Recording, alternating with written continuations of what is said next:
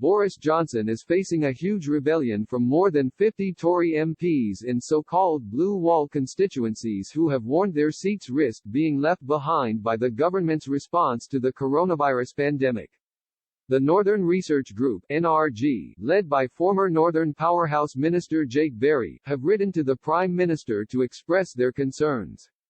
The group's members also include four former, but highly prominent cabinet ministers, David Davis, David Jones, Esther McVey and David Mindell.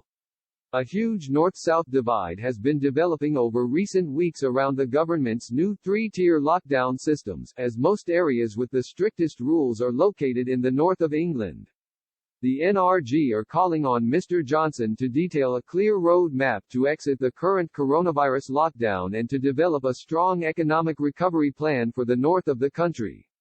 They also want the government to prioritize several key infrastructure projects and to accelerate the creation of jobs throughout the region.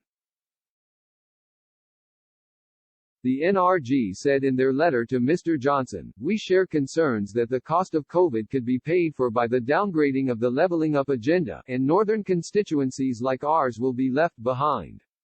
We believe this would threaten to undermine the government's hard-won mandate in December.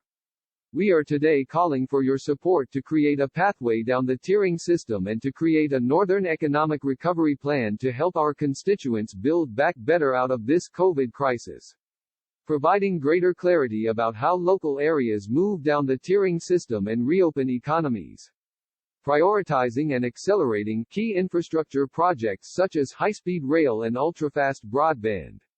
And Chancellor Rishi Sunak, working on a regional basis to create employment opportunities and growth.